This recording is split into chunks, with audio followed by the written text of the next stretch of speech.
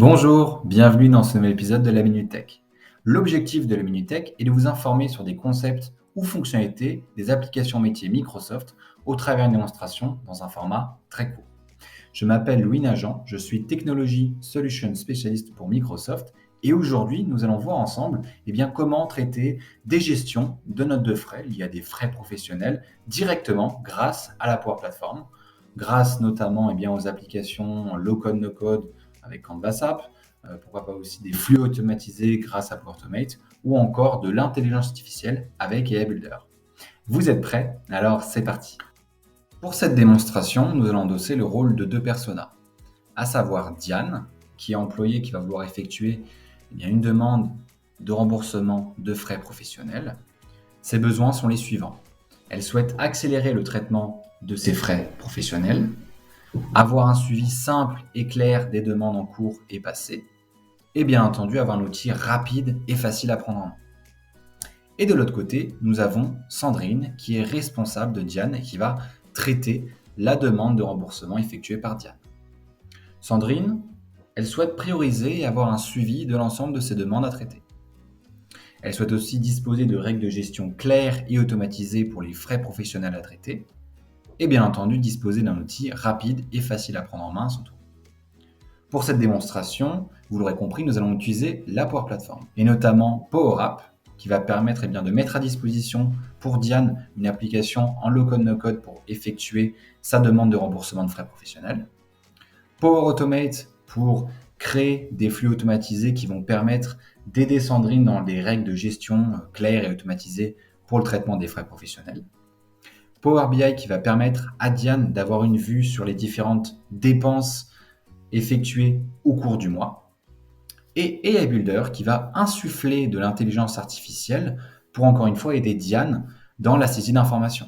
Par exemple, Diane va pouvoir scanner une photo d'un ticket de caisse pour pré-remplir du moins des informations pour un formulaire, ce qui va permettre d'accélérer le traitement, bien entendu, et aussi de limiter les fautes qui pourraient être effectuées au cours de la saisie d'informations.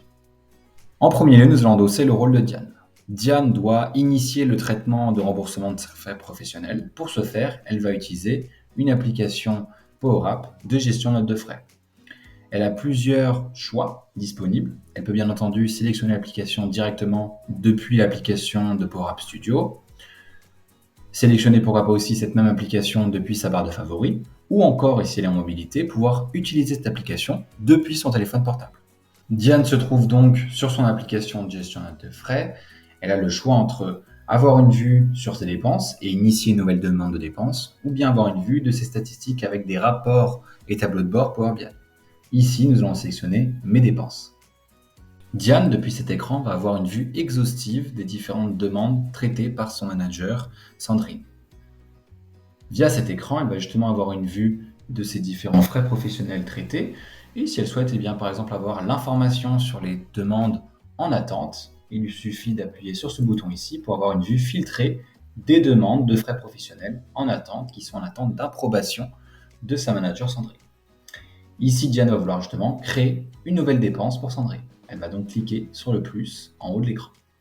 Pour cette nouvelle dépense, Diane va donc suivre un processus guidé et simple à mettre en place avec les différentes informations qui vont lui être demandées pour cette nouvelle dépense, à savoir le nom, la date de début du déplacement professionnel, la date de fin et pourquoi pas le centre des dépenses qui va être associé. J'y rajoute un commentaire et je vais pouvoir passer à l'étape suivante. Elle a donc créé un enregistrement de dépenses avec l'ensemble des informations initialement entrées. Ce qui lui reste maintenant à effectuer, c'est ajouter une ligne de dépenses associée à ce déplacement professionnel à Lyon. Elle va donc cliquer sur le bouton plus ici. Pour la création de ligne de dépenses, il lui est demandé de remplir un formulaire avec l'adresse, le nom, le total, etc., les informations associées à cette dépense. Elle pourrait bien entendu remplir ces informations directement à la main et renseigner chacun de ces champs, mais ce qu'elle va vouloir effectuer ici, c'est scanner un reçu ou ticket de caisse pour pré-remplir, et ce grâce à l'intelligence artificielle, les différents champs du formulaire. Diane va donc appuyer sur le bouton « Scanner » et sélectionner directement depuis son poste de travail une photo d'un reçu ou ticket de caisse. Le module d'intelligence artificielle va donc scanner l'image présente et pré-remplir les informations, adresse, nom, total, etc. Il est à noter aussi qu'une photo peut bien entendu être prise en direct si bien l'action est effectuée depuis un téléphone portable, par exemple. Vous noterez ainsi qu'en une dizaine de secondes, j'ai mes informations qui seront pré-remplies grâce au scan de mon ticket de caisse. On voit ici les champs qui ont été retrouvés puis associés aux différents champs de mon formulaire. Et bien entendu, si je le souhaite, je peux effectuer des modifications sur, par exemple, le montant, y associer une date. Je vois aussi que certains champs n'ont pas été remplis puisqu'ils n'étaient pas présents sur le scan de mon ticket de caisse. Et une fois que les informations vont être remplies, je vais pouvoir mettre à jour et créer cette nouvelle ligne. Ma nouvelle ligne de dépense a été associée à mon déplacement professionnel à Lyon. J'ai la possibilité, si je le souhaite bien entendu, de modifier cette nouvelle ligne de dépense ou pourquoi pas rajouter une nouvelle ligne de dépense associée à ce déplacement professionnel. Cette ligne de dépense pour sa démonstration me suffit. Il ne me reste plus qu'à soumettre ma demande à mon manager via un flux d'approbation automatisé grâce à Power Automate. Nous allons donc maintenant endosser le rôle de Sandrine, manager de Diane, qui est connectée à Microsoft Teams et qui, comme tous les matins, va avoir une vue sur les différentes demandes d'approbation qui lui sont soumises. Elle va donc avoir une vue de ces différentes demandes par statut, à savoir en état de demande, de rejet ou bien d'approbation. Ici, elle vient de recevoir justement une nouvelle notification lui indiquant que Diane lui a envoyé une nouvelle demande. Elle va donc ouvrir cette nouvelle notification directement. Sandrine a donc ouvert la notification et va avoir accès à un premier niveau d'information, à savoir la nature de la dépense, le déplacement professionnel à Lyon pour Diane, la date de début et la date de fin. Cependant, il lui manque une information majeure, à savoir le montant associé au déplacement professionnel à Lyon. Elle va donc ouvrir la pièce jointe juste ici qui va lui ouvrir l'application Canvas App avec l'ensemble des détails liés au déplacement professionnel. Elle va donc y retrouver le fameux montant associé. Avec cette information désormais à portée de main, elle va donc pouvoir prendre une décision sur la demande d'approbation. À noter bien entendu que ces informations qui sont ici rentrées sont entièrement customisables et nous aurons bien entendu pu mettre en valeur le montant de la dépense. Avec ces informations, donc Sandrine va approuver la demande de Diane. Diane va ainsi directement recevoir une notification, par exemple par email, où elle va recevoir un email lui annonçant que sa demande de remboursement de déplacement professionnel à Lyon a été approuvée par son manager. Ainsi, si l'on retourne sur l'application, on retrouve justement notre déplacement professionnel à Lyon en statut approuvé. La deuxième chose que Diane va vouloir aussi effectuer, c'est avoir une vue sur ses statistiques depuis son tableau de bord utilisateur.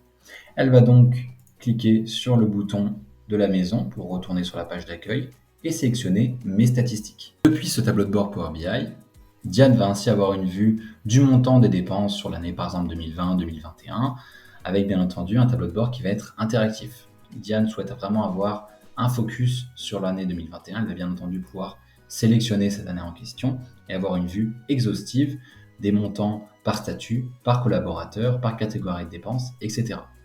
Vous l'aurez bien compris, ce tableau de bord va permettre de piloter l'activité de Diane, mais il pourrait aussi bien entendu s'associer à un tableau de bord type manager pour avoir une vue de l'ensemble des collaborateurs qui vont être sous la houlette du manager. Cette démonstration est maintenant terminée. Nous avons vu ensemble, grâce à la Power Platform, comment gérer de A à Z un processus de remboursement, de gestion de notes de frais. Il est à noter que l'établissement de tout ce processus, de la création de l'application au flux automatisé et à l'appel d'intelligence artificielle, n'a pris que quelques jours, et ce grâce à la rapidité de déploiement et de développement associée à la Power Platform. Si vous avez la moindre question, n'hésitez pas à nous le faire savoir dans l'espace commentaire. Et enfin, n'hésitez pas à aller regarder les autres vidéos de la chaîne de la Minute Tech. Je vous souhaite une excellente journée et vous dis à très bientôt. Au revoir.